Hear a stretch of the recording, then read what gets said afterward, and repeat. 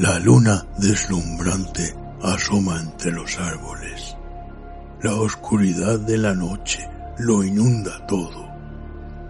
Y una tenue niebla comienza a aparecer. Adéntrate en el bosque, busca el árbol viejo, siéntate a su lado. Ponte cómodo, cierra los ojos y escucha la historia que traen hasta ti las criaturas de la noche. Bienvenidos. Estos son los cuentos del bosque oscuro.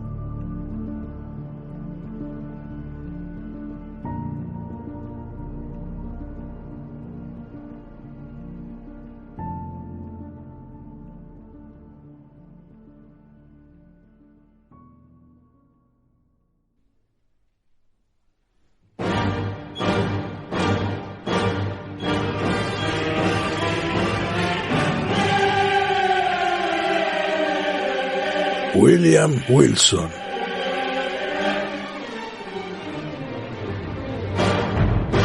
De Edgar Allan Poe.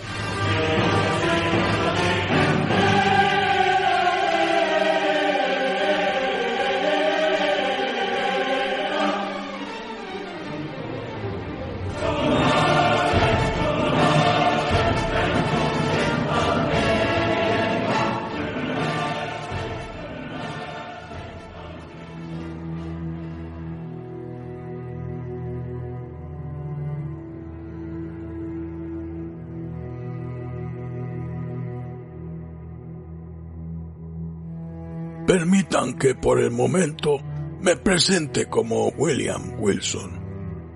La página inmaculada que tengo ante mí no debe mancillarse con mi verdadero nombre.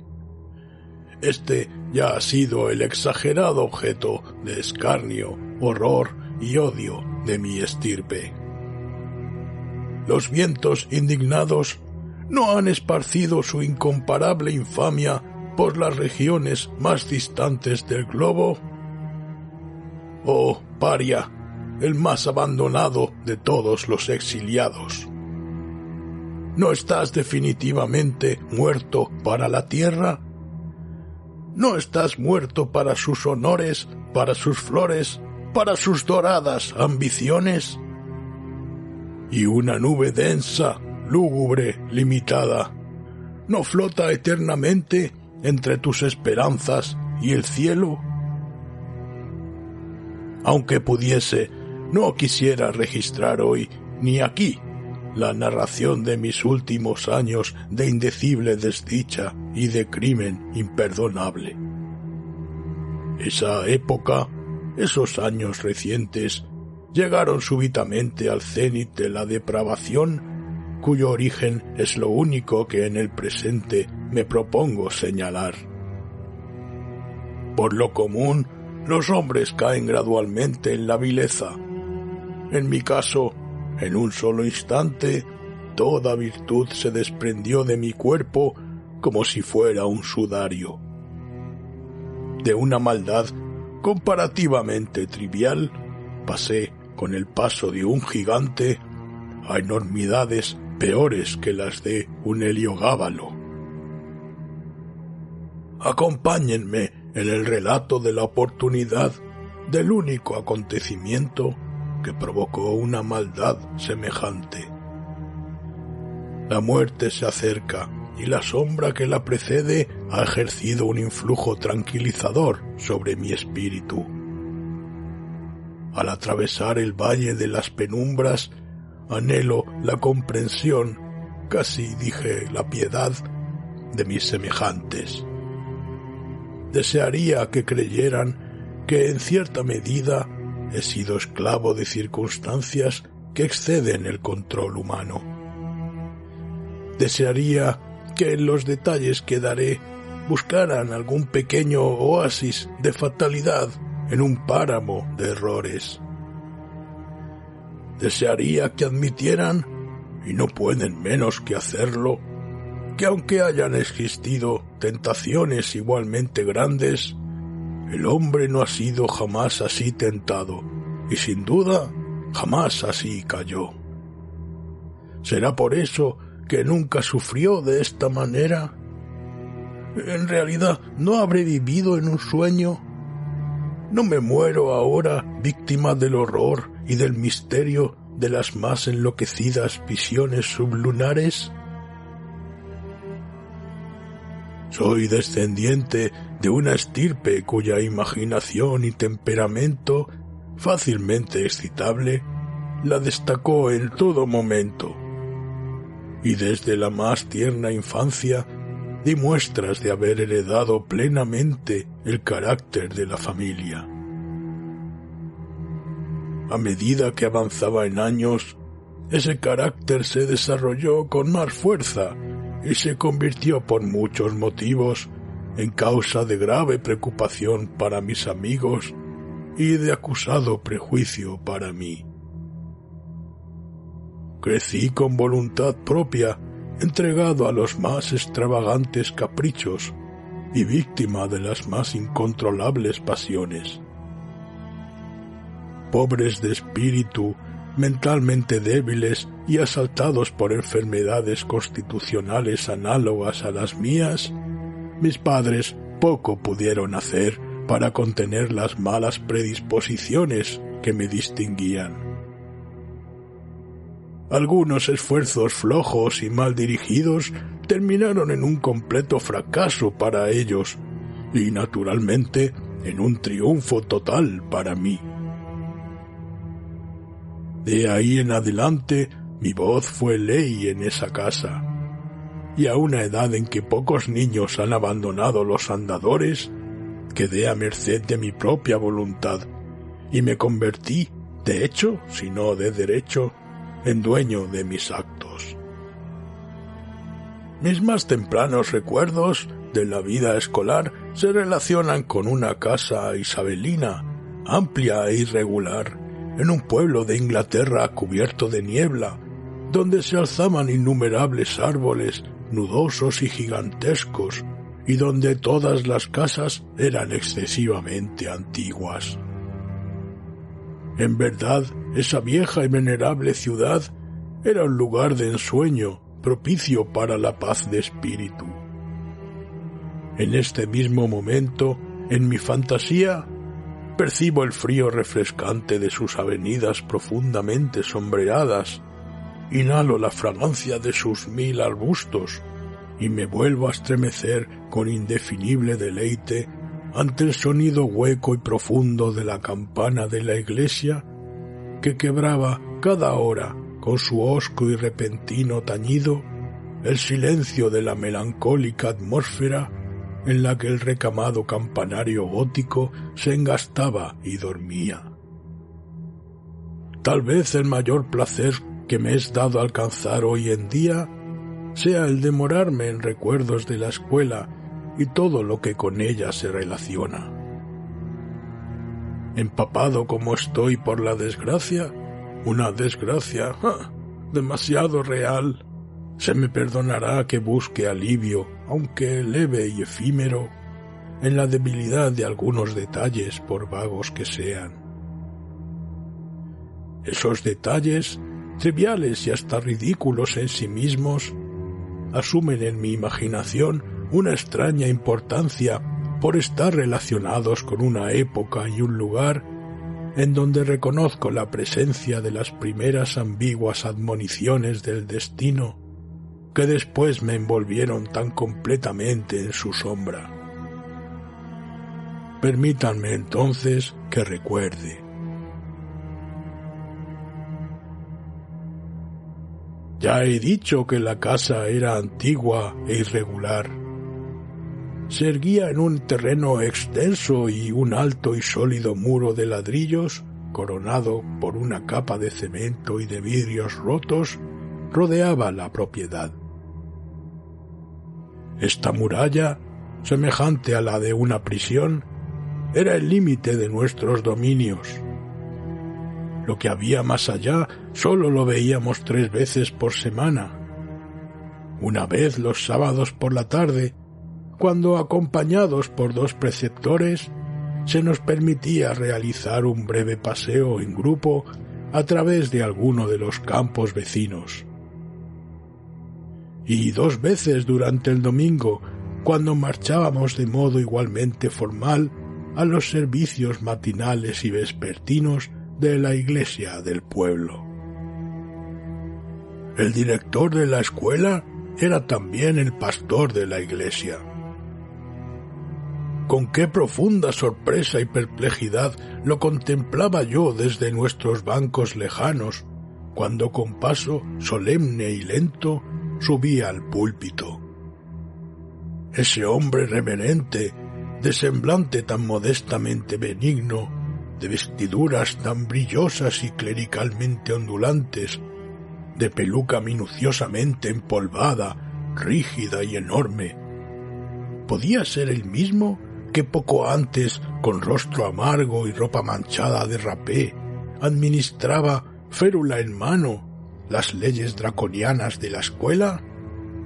¡Oh, gigantesca paradoja, demasiado monstruosa para tener solución! En un ángulo de la voluminosa pared rechinaba una puerta aún más voluminosa. Estaba remachada y tachonada con tornillos de hierro y coronada con picas dentadas del mismo metal.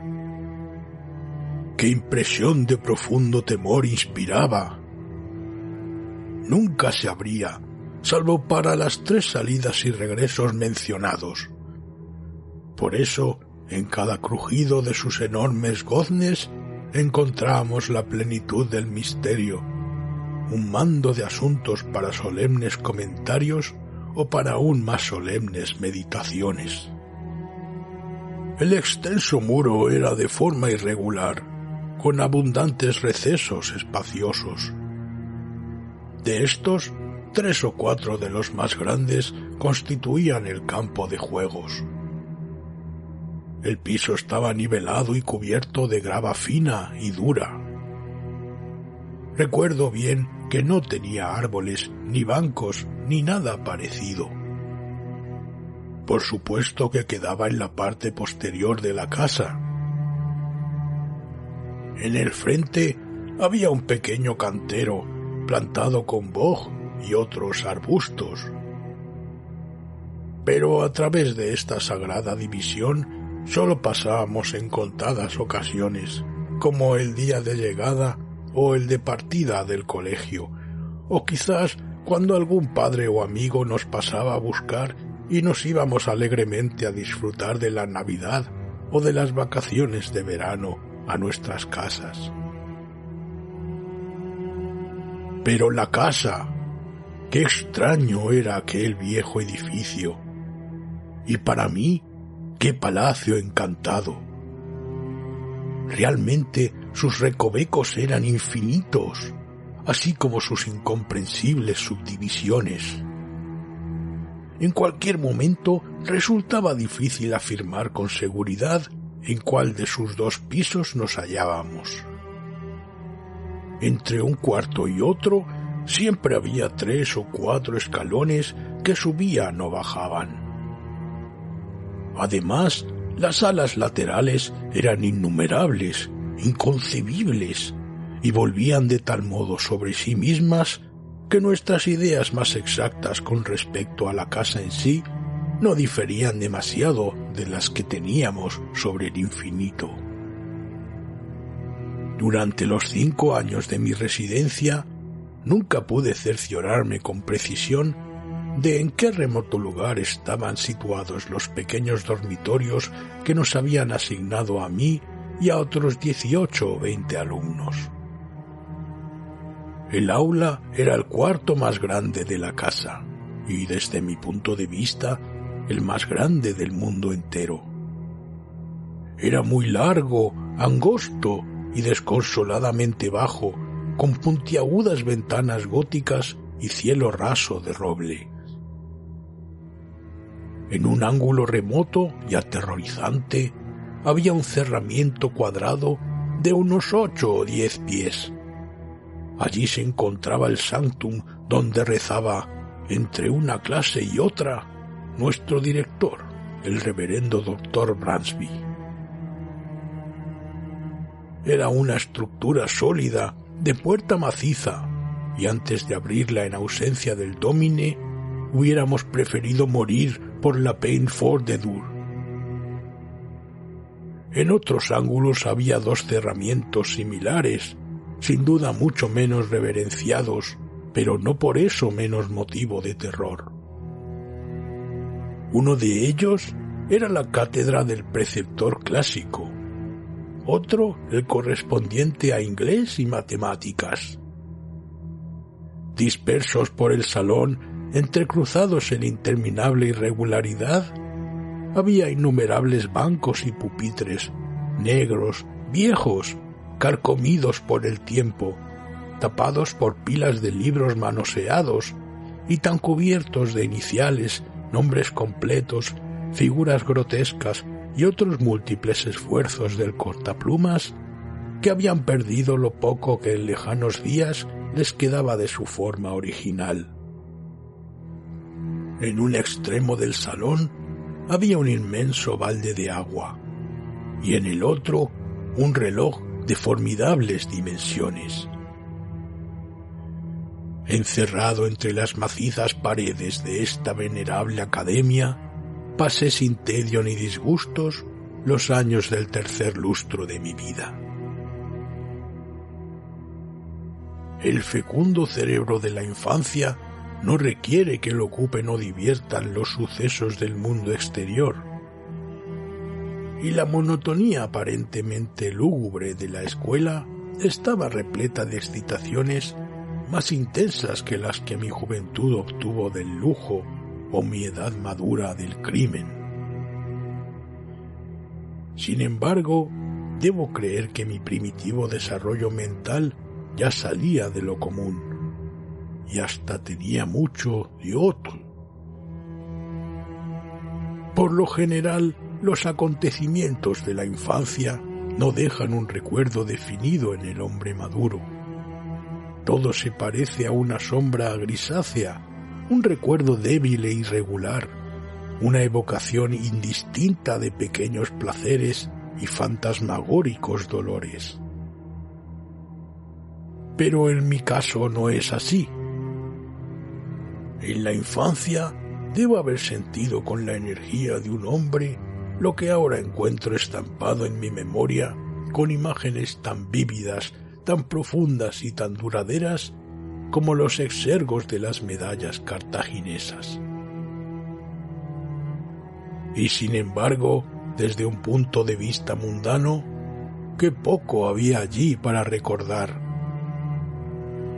Despertar por la mañana, el llamado nocturno a acostarse, los estudios, los recitados, las vacaciones periódicas y los paseos, el campo de juegos con sus peleas, sus pasatiempos, sus intrigas, todo eso que por obra de un hechizo mental totalmente olvidado después, llegaba a abarcar una multitud de sensaciones, un mundo de ricos incidentes, un universo de variadas emociones de la más apasionada y entusiasta excitación. Oh le bon temps que se sigue de fe.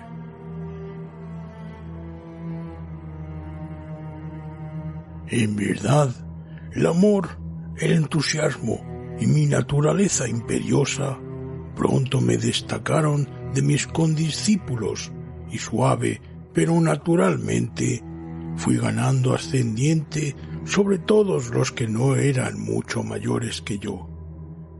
Sobre todos, con una única excepción.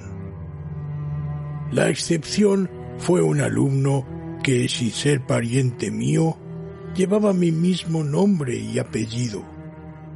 Una circunstancia poco destacable porque, pese a mi ascendencia noble, el mío era uno de esos apellidos comunes que desde tiempos inmemoriales parecen haber pasado a ser propiedad de la plebe. En este relato me he denominado William Wilson, nombre ficticio, pero no muy distinto del verdadero.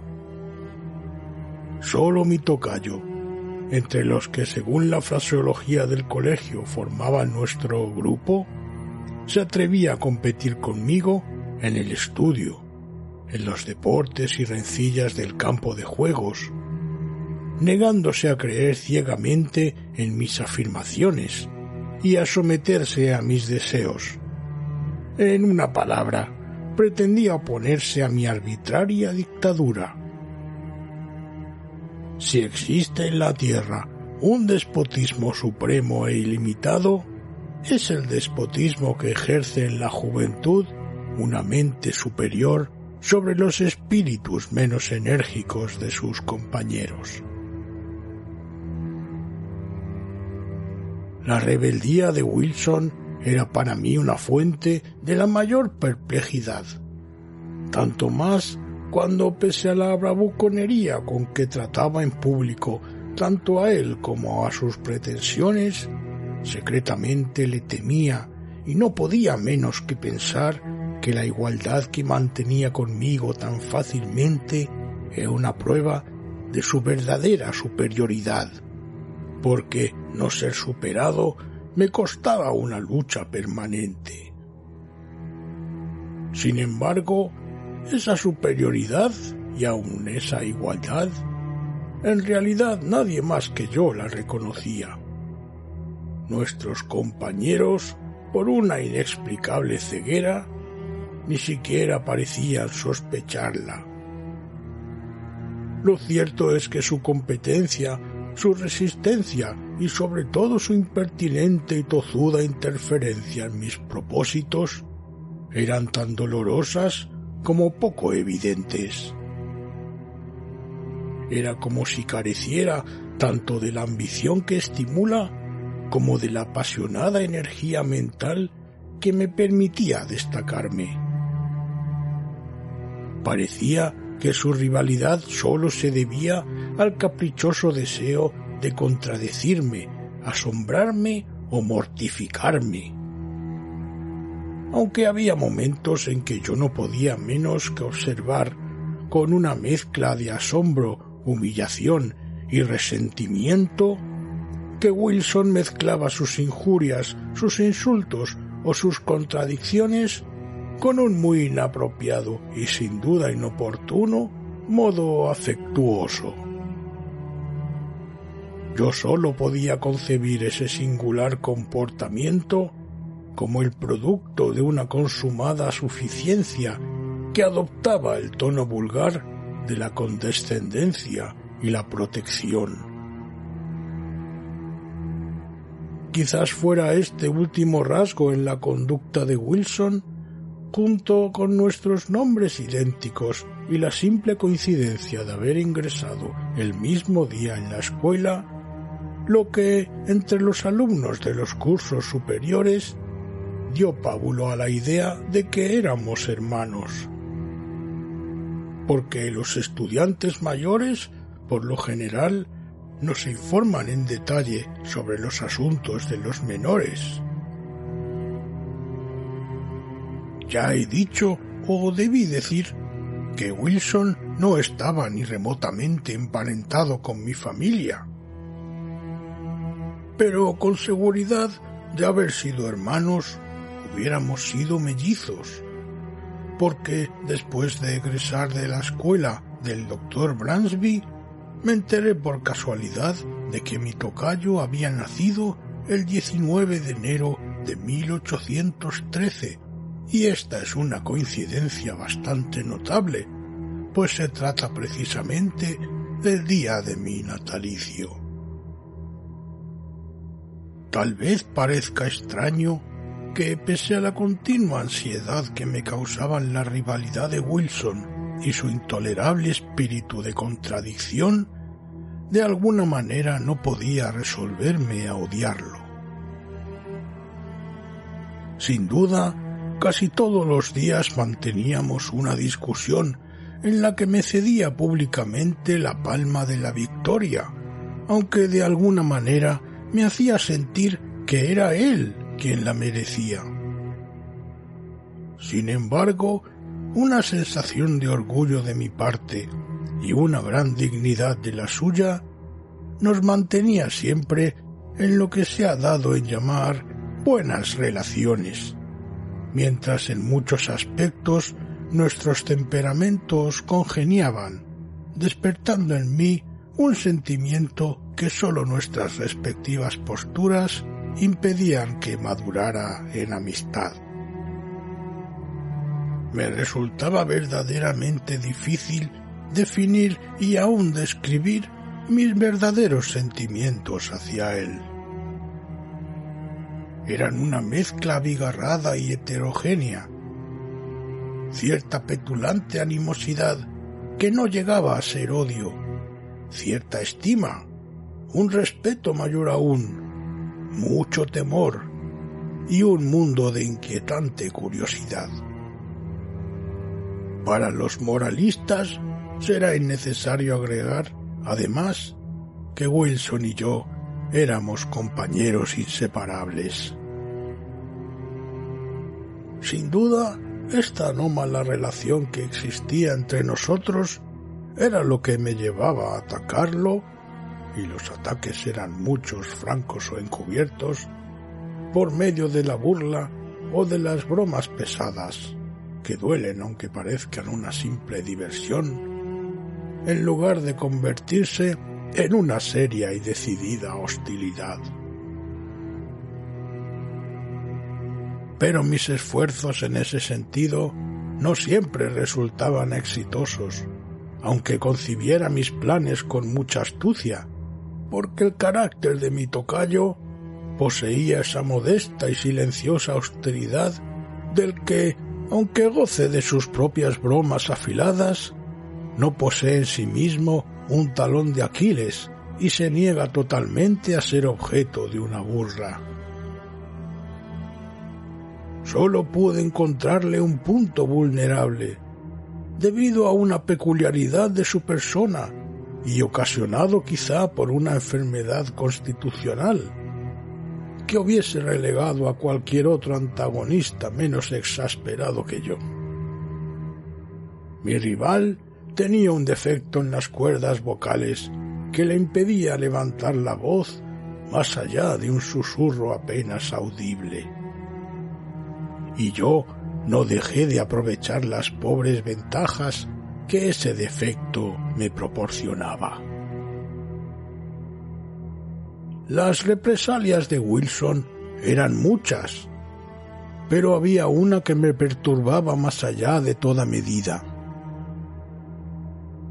Jamás pude saber cómo descubrió con tanta sagacidad que algo tan insignificante me ofendería. Pero una vez lo supo, no dejó de asestármela. Yo siempre había experimentado aversión por mi poco elegante apellido y mi nombre de pila tan común que era casi plebeyo. Esos nombres eran veneno para mis oídos, y cuando, el día de mi llegada, se presentó un segundo William Wilson en la academia, me indigné con él por llevar tal nombre, y me disgusté doblemente con el apellido, debido a que lo llevaba un extraño, el cual sería motivo de una doble repetición, que estaría constante en mi presencia y cuyas actividades en la rutina del colegio, a causa de esa odiosa coincidencia, muchas veces serían confundidas con las mías.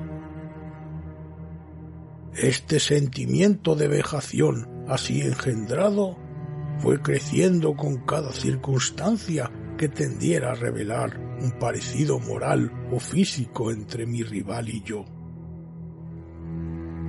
Entonces todavía no había descubierto el hecho notable de que fuésemos de la misma edad, pero noté que éramos de la misma estatura y percibí una singular semejanza en nuestras facciones y aspecto físico. También me amargaba que entre los alumnos de las clases superiores se rumoreara que éramos parientes. En una palabra, nada podía molestarme más, aunque lo disimulara escrupulosamente, que cualquier alusión a un parecido intelectual, personal o familiar entre nosotros.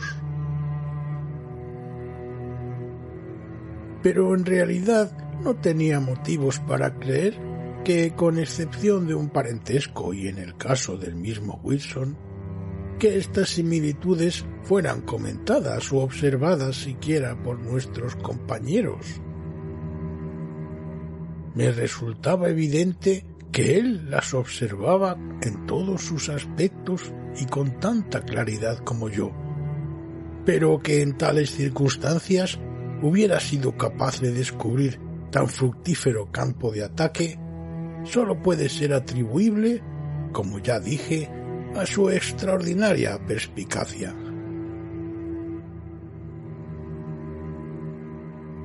Su táctica consistía en perfeccionar una imitación de mi persona, tanto en palabras como en hechos, y Wilson desempeñaba admirablemente su papel. Mi forma de vestir era fácil de copiar. Se apropió sin dificultad de mi manera de caminar y de mis actitudes. Y a pesar de su defecto constitucional, ni siquiera mi voz escapó a su imitación. Por supuesto que no intentaba imitar mis tonos más fuertes, pero la tonalidad general de mi voz era idéntica, y su extraño susurro llegó a convertirse en el eco mismo de mi voz. No me aventuraré a descubrir hasta dónde me exasperaba este minucioso retrato, porque con justicia no podía tildarse de caricatura. Me quedaba un consuelo. Por lo visto, era el único que notaba la imitación y solo tenía que soportar las sonrisas cómplices y misteriosamente sarcásticas de mi tocayo. Satisfecho de haber provocado en mí el efecto esperado, parecía reír en secreto por el aguijón que acababa de clavarme, y desdeñaba el aplauso general que fácilmente podría haber obtenido con sus astutas maniobras.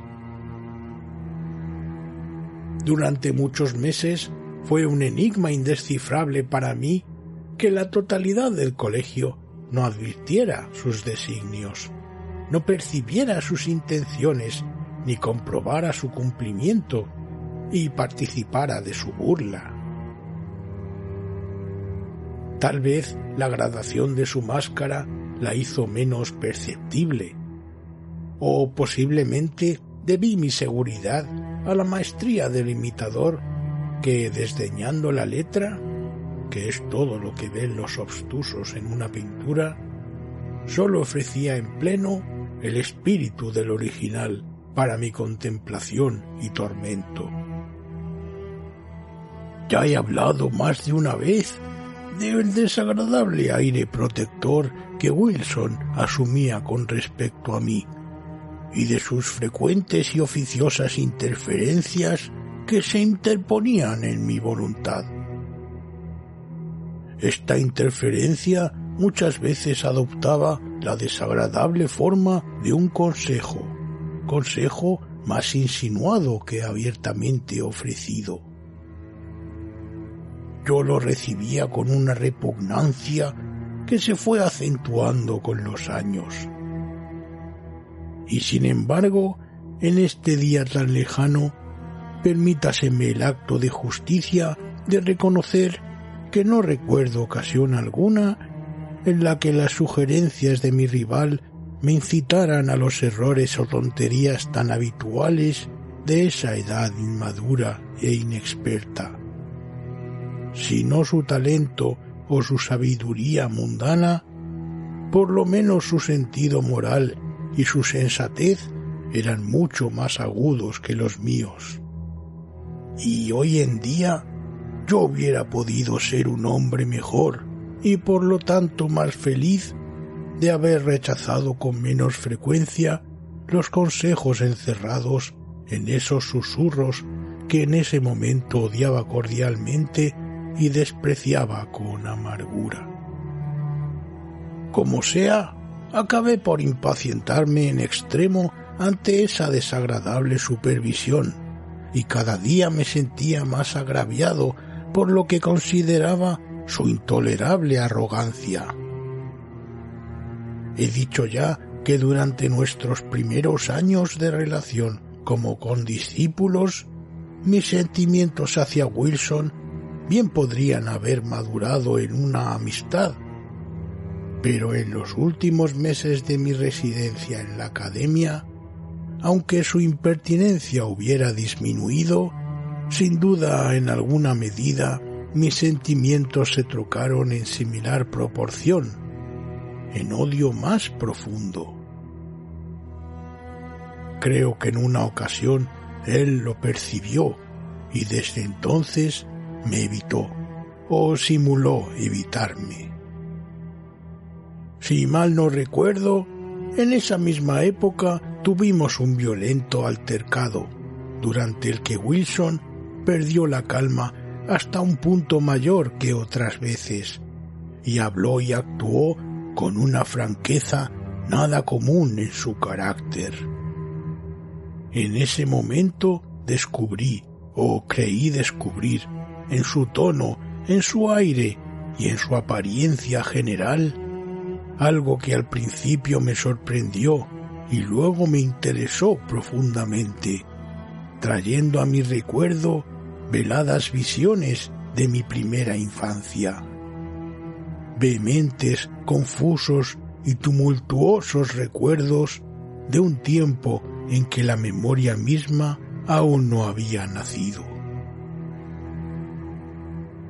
Solo logro describir la sensación que me oprimía diciendo que me resultó difícil rechazar la convicción de haber estado vinculado en alguna época muy lejana con ese ser que permanecía de pie ante mí.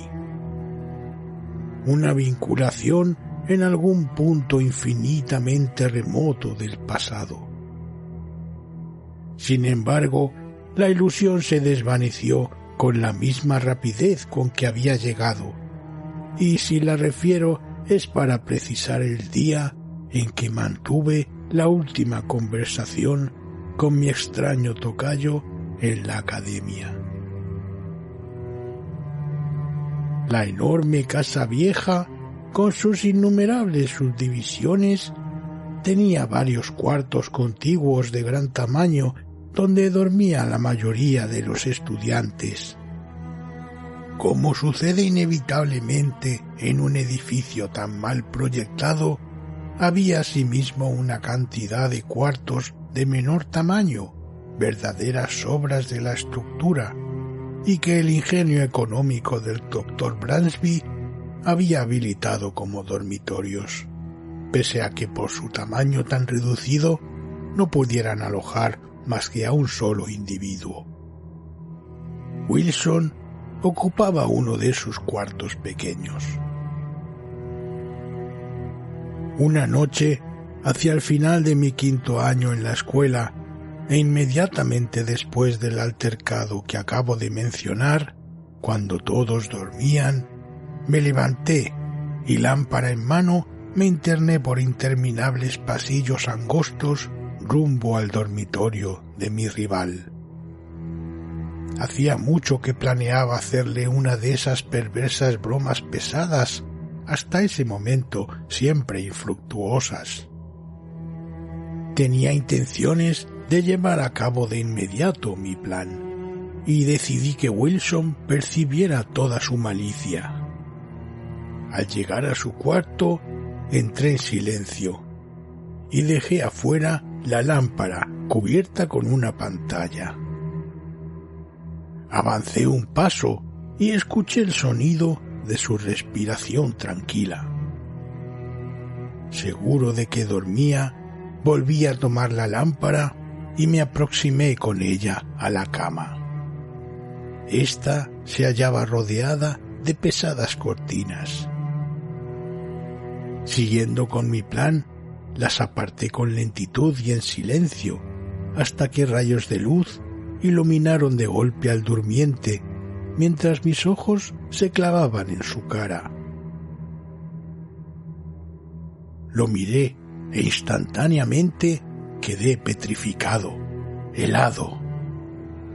Respiré con dificultad, me temblaban las rodillas y mi espíritu era presa de un horror sin sentido, pero intolerable. Jadeando, aproximé aún más la lámpara a su cara. ¿Eran esos los rasgos de William Wilson?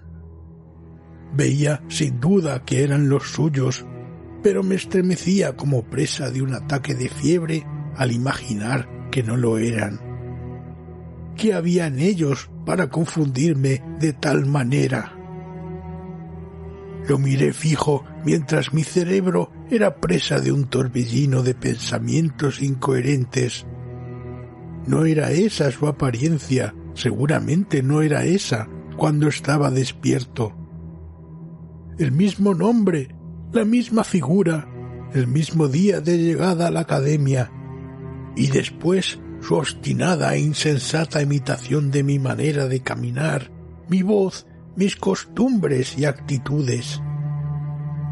¿Estaría en verdad dentro de los límites de las posibilidades humanas que lo que ahora veía fuese meramente el resultado de su constante y sarcástica imitación?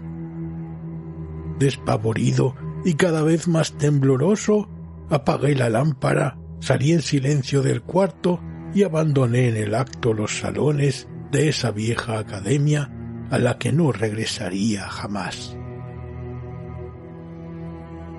Después de pasar algunos meses holgazaneando en casa, me hallé convertido en un estudiante de Eton. El breve intervalo transcurrido bastó para debilitar el recuerdo de los acontecimientos ocurridos en la academia del Dr. Bransby, o por lo menos para modificar los sentimientos que esos recuerdos me inspiraban. La verdad, la tragedia del drama ya no existían.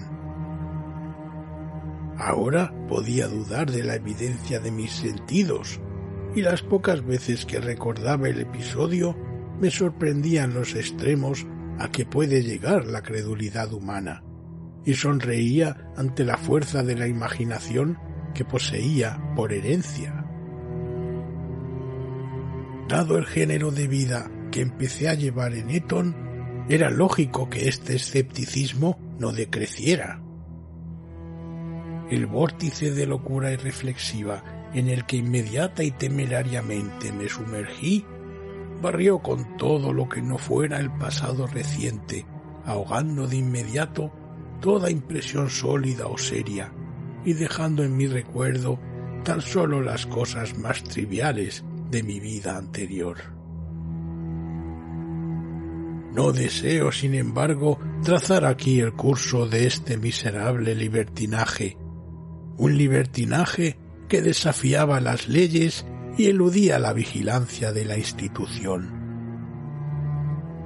Transcurrieron 3 años de locura que no me dejaron ningún provecho, sino que arraigaron en mí los vicios y, de manera insólita, aumentaron mi estatura corporal.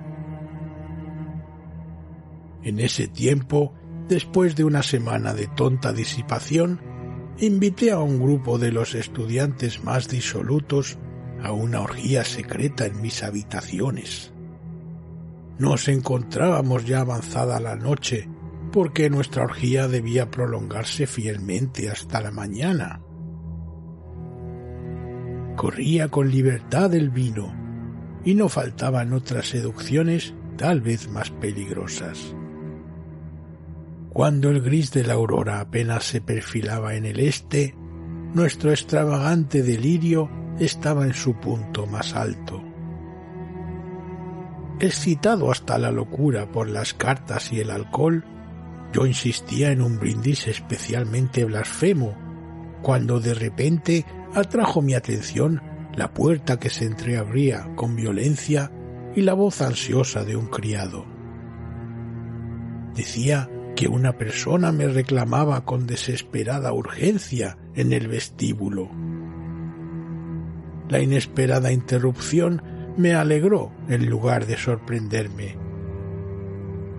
Salí tambaleante y en pocos pasos estuve en el vestíbulo del edificio.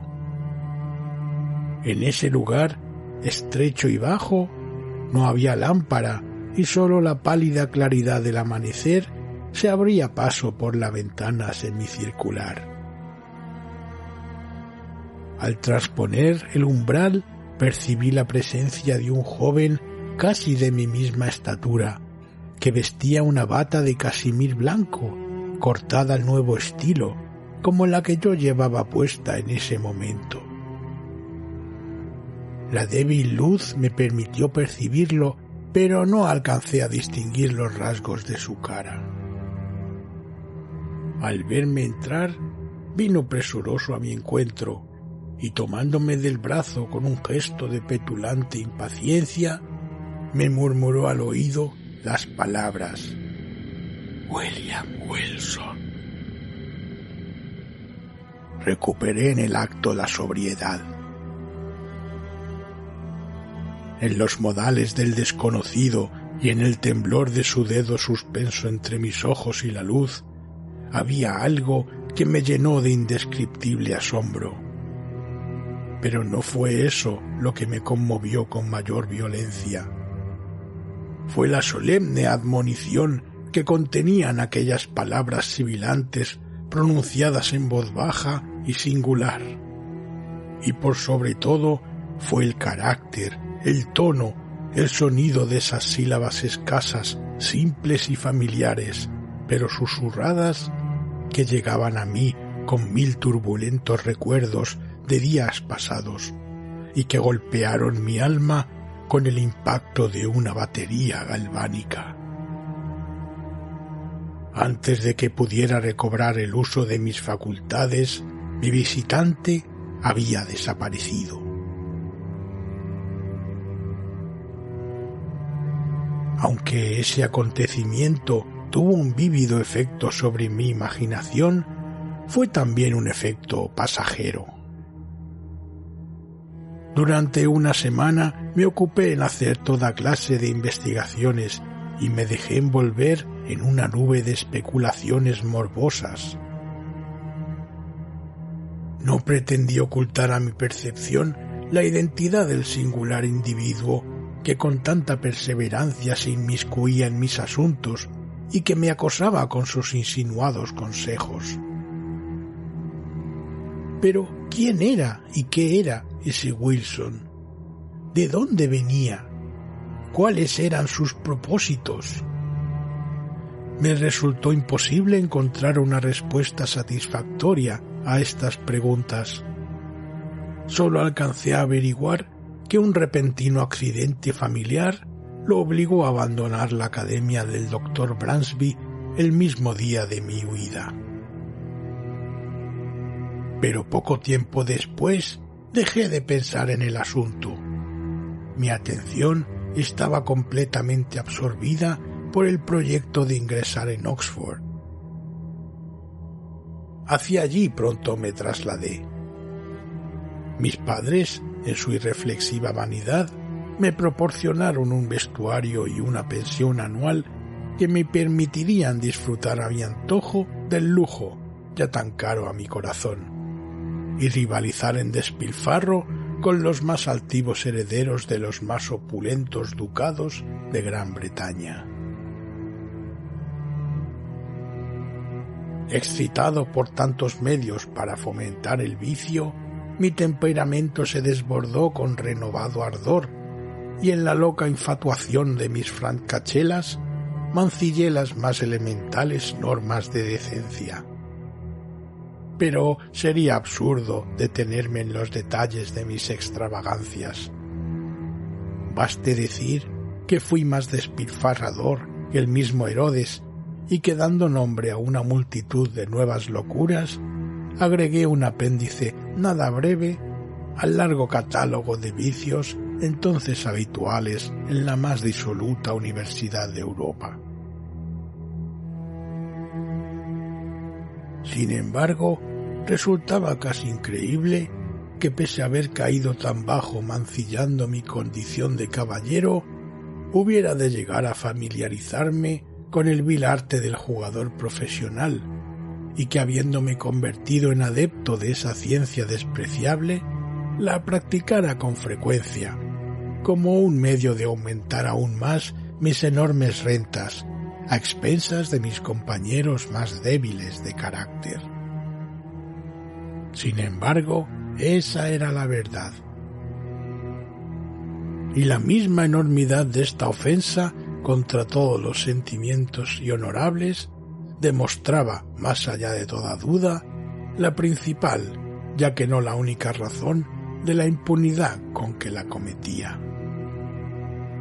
¿Quién, entre mis más desenfrenados camaradas, no hubiera preferido dudar del testimonio de sus sentidos antes de sospechar culpable de semejante vileza al alegre, al franco, al generoso William Wilson, el más noble y liberal compañero de Oxford, ese cuyas locuras, según decían sus parásitos, eran sólo las locuras de la juventud y de la fantasía, cuyos errores no eran más que caprichos inimitables, cuyos vicios más negros eran sólo descuidadas y atrevidas extravagancias. Había estado 2 años exitosamente entregado a estas actividades cuando llegó a la universidad un joven noble, un parvenu de apellido Glendinning, tan rico como Herodes Atico según los rumores, y cuyas riquezas también habían sido fácilmente obtenidas. Pronto me di cuenta de que era un simple y naturalmente lo consideré un sujeto adecuado para poner a prueba mis habilidades. Lo invité a jugar con frecuencia y con la habitual artimaña del tahur le permití ganar sumas considerables para envolverlo más eficazmente en mis redes. Una vez maduros mis planes, me encontré con él, decidido a que esa partida fuera la última y decisiva, en las habitaciones de un compañero llamado Preston, amigo por igual de ambos, pero que, para hacerle justicia, no abrigaba la más remota sospecha de mis intenciones. Para mayor disimulo, conseguí reunir un grupo de 8 a 10 personas y me las ingenié para que la propuesta de jugar a las cartas pareciera accidental y la sugiriera la misma víctima. Para no prolongar un tema tan vil, no omití ninguna de las acostumbradas y delicadas bajezas en situaciones similares, hasta tal punto repetidas que sorprende que todavía existan seres tan tontos que caigan en la trampa. Dilatamos el juego hasta altas horas de la noche y por fin llevé a cabo la maniobra gracias a la cual Glendinning quedaba como mi único adversario.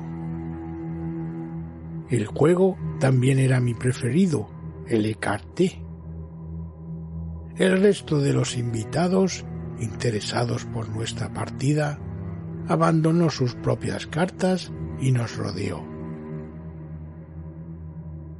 El parvenu, a quien al principio de la noche logré inducir a beber en abundancia, mezclaba las cartas, las repartía y jugaba con una nerviosidad que su ebriedad solo en parte podía explicar.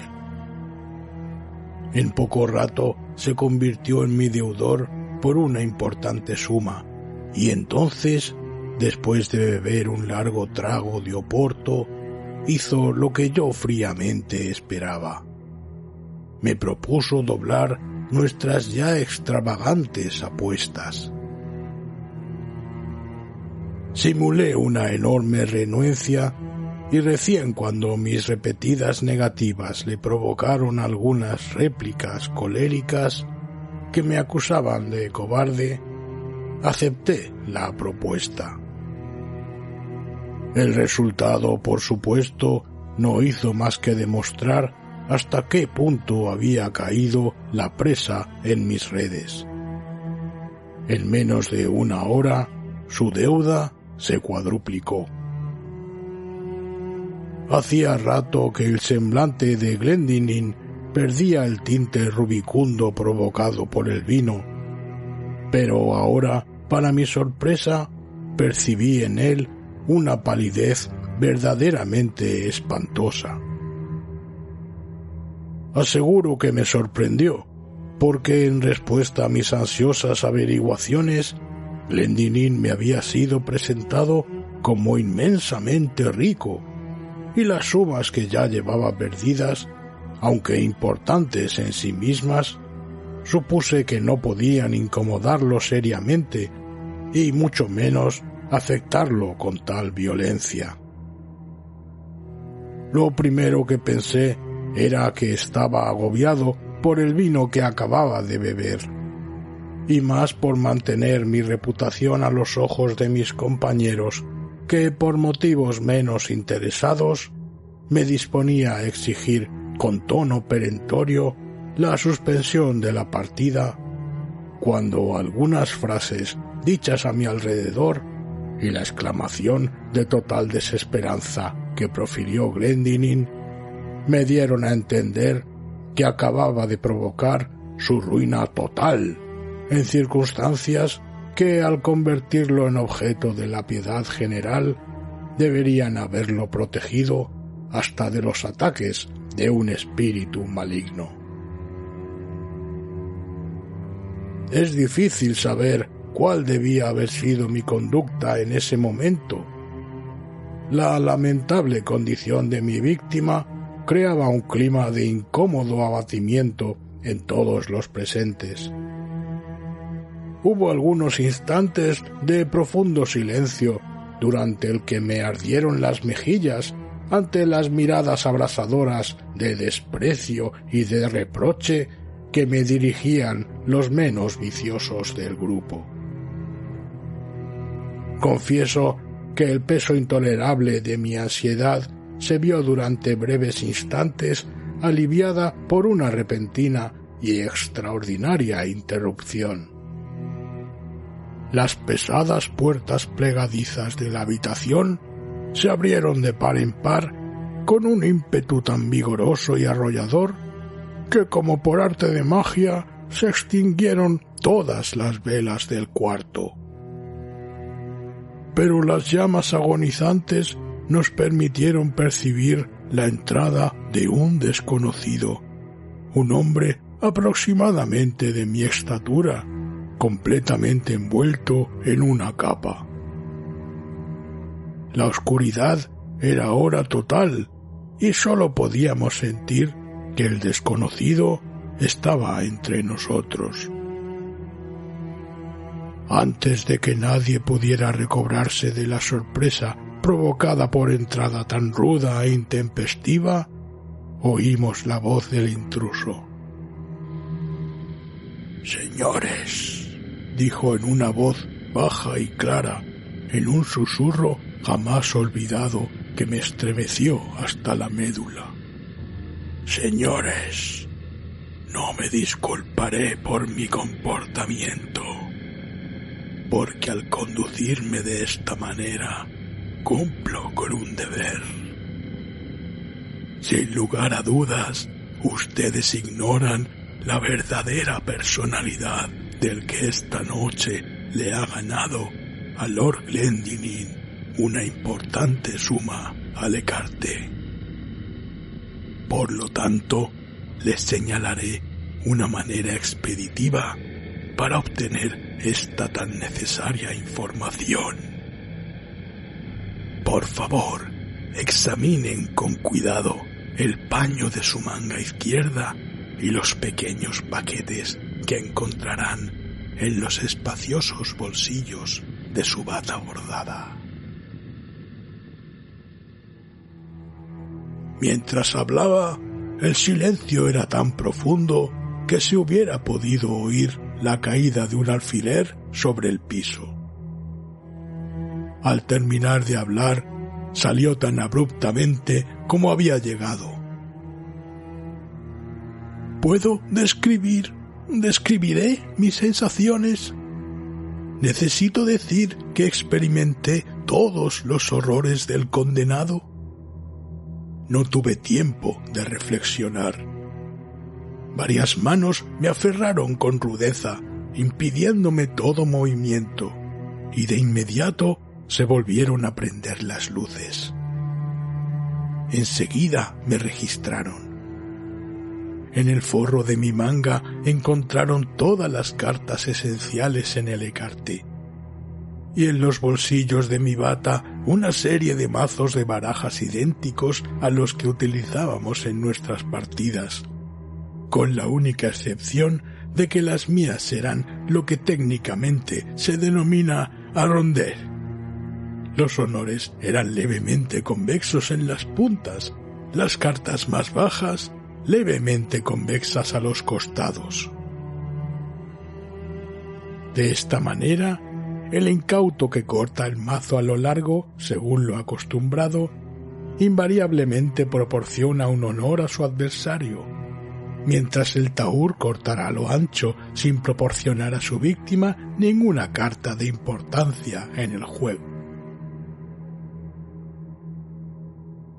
Cualquier explosión de indignación ante lo que acababan de descubrir me hubiera afectado menos que el silencioso desprecio o la sarcástica compostura con que lo recibieron.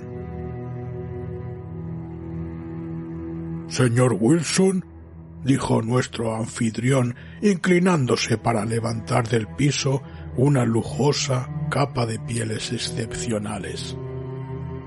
«Señor Wilson, esta capa es suya».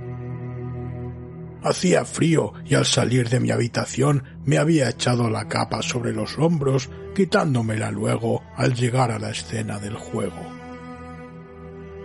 «Supongo que está de más buscar aquí mayores pruebas de su habilidad», comentó, observando los pliegues de la capa con amarga sonrisa. «Ya tenemos bastantes. Espero que comprenda la necesidad de abandonar Oxford y, en todo caso, de salir inmediatamente de mis aposentos». Envilecido, humillado como estaba, es probable que hubiera respondido a tan exasperante lenguaje con un arrebato de violencia, si en ese momento mi atención no hubiese sido atraída por un hecho sorprendente. La capa que me había puesto para la reunión era de pieles extremadamente raras, tan poco comunes y extravagantemente costosas que no me aventuraré a hablar de su precio. También el modelo era de mi propia y fantástica invención, porque era exigente hasta la fanfarronería en cuestiones de naturaleza tan frívola. Por eso, cuando el señor Preston me alcanzó la que acababa de levantar del piso, cerca de las puertas plegadizas de la habitación, vi, con un asombro que se acercaba al terror, que yo tenía mi propia capa colgando del brazo, donde distraídamente la había colocado, y que la que él me entregaba era absolutamente idéntica en todos y cada uno de sus detalles. Recordé que el extraño personaje que me desenmascarara estaba envuelto en una capa al entrar, y aparte de mí, esa noche ningún otro invitado llevaba capa. Con la poca presencia de ánimo que me quedaba, tomé la que me ofrecía Preston, la coloqué con disimulo sobre la mía, salí de la habitación con una resuelta expresión de desafío, y al alba de la mañana siguiente inicié un viaje al continente, sumido en un abismo de horror y de vergüenza. Huía en vano. Mi maldito destino me persiguió exultante y me demostró, sin lugar a dudas, que su misterioso dominio acababa de empezar.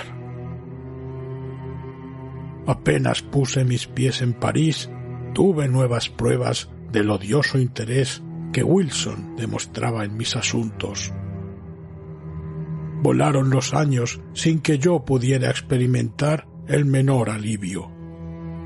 Miserable, en Roma se interpuso entre mis ambiciones y yo con inoportuna y espectral solicitud. También en Viena, en Berlín y en Moscú, donde, en verdad, no tuve amargos motivos para maldecirlo desde el fondo del corazón. Por fin huí, presa de pánico, de esa inescrutable tiranía, como si se tratara de una peste. Y huí en vano hasta los mismos confines de la tierra. Y una y otra vez, en secreta comunión con mi espíritu, me preguntaba: ¿quién es? ¿De dónde viene? ¿Qué quiere? Pero no encontré la respuesta. Entonces estudié con minuciosidad las formas y los métodos y los rasgos dominantes de aquella impertinente vigilancia. Pero aún en eso no había en qué basar una conjetura. Era ciertamente notable que en ninguna de las múltiples instancias en que se había cruzado últimamente en mi camino lo había hecho más que para frustrar planes o malograr hechos que, de haberse cumplido, hubieran culminado en una amarga maldad. Pobre justificación es esta, en verdad, para una autoridad tan imperiosamente asumida. Pobre compensación para los derechos de un libre albedrío tan pertinaz e insultantemente negado. También me había visto obligado a notar que durante un largo periodo mi verdugo, que escrupulosamente y con maravillosa destreza mantuvo su capricho de vestirse de manera idéntica que yo, consiguió que en la ejecución de sus variadas interferencias a mi voluntad nunca y en ningún momento pudiera ver sus facciones. Quienquiera fuese Wilson, esto, al menos, era el colmo de la afectación o de la locura. Supuso por un instante que en quien me amonestó en Eton, en quien malogró mi ambición en Roma, mi venganza en París, mi apasionado amor en Nápoles, o lo que falsamente definiera como mi avaricia en Egipto, que en este, mi archienemigo y genio maligno, dejaría de reconocer al William Wilson de mis días escolar, al tocayo, al compañero, al rival, al odiado y temido rival de la academia del Dr. Bransby? Imposible. Pero permitan que me apresure a llegar a la última escena del drama. Hasta allí yo había sucumbido con indolencia a su imperioso dominio.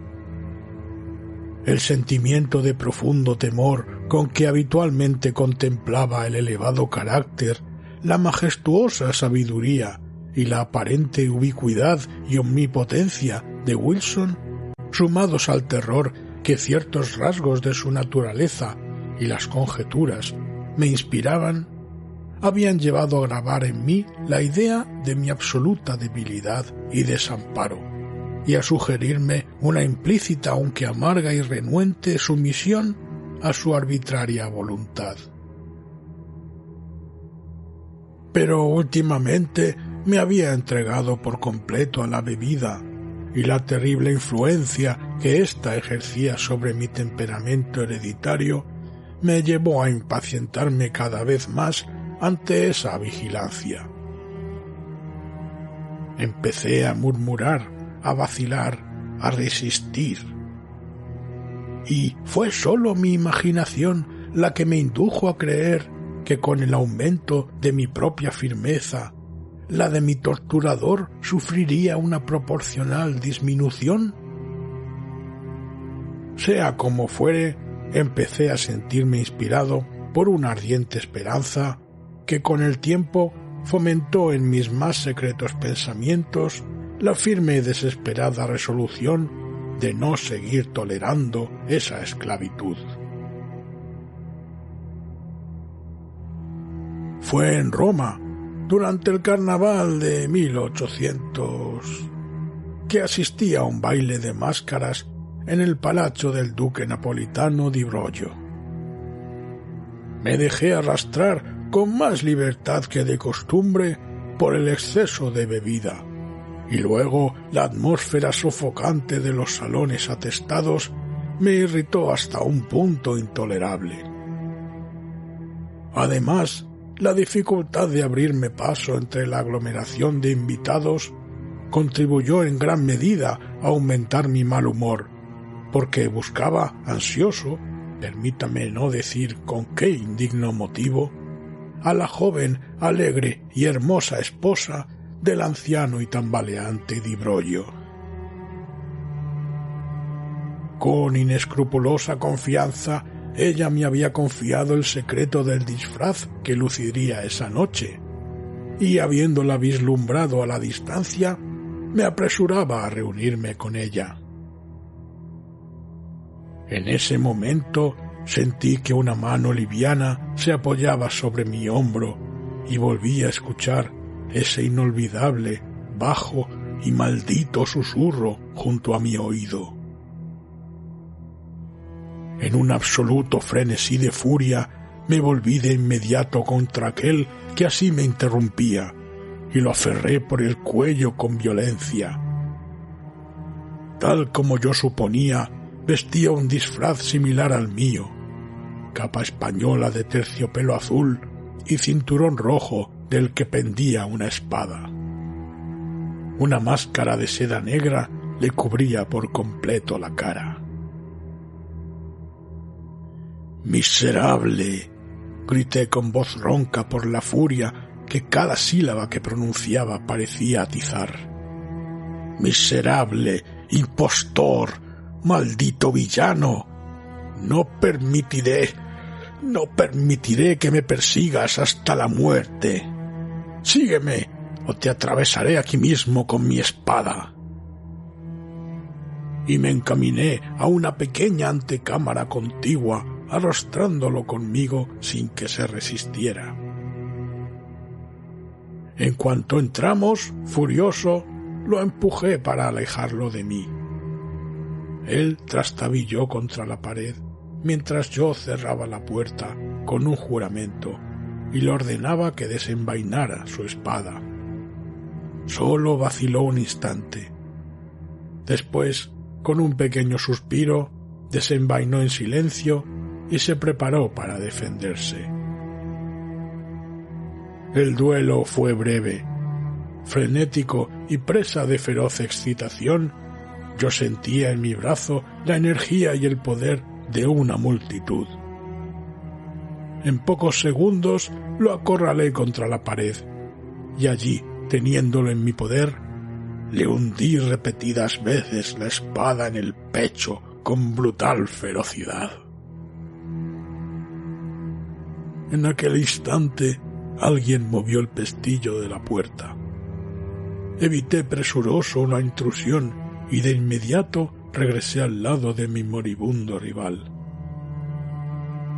Pero, ¿qué lenguaje humano puede transmitir adecuadamente esa sorpresa, ese horror que me poseyó frente al espectáculo que tenía ante mi vista? El breve instante en que aparté la mirada pareció ser suficiente para producir un cambio material en el arreglo de aquel extremo lejano de la habitación. Un gran espejo, en mi confusión al menos eso me pareció al principio, se alzaba donde antes no había nada. Y cuando avancé hacia él, en el colmo del espanto, cubierta de sangre y pálida la cara, mi propia imagen vino tambaleándose hacia mí. Eso me pareció, digo, pero me equivocaba. Era mi antagonista, era Wilson quien se erguía ante mí, agonizante. Su máscara y su capa yacían en el suelo donde las había arrojado.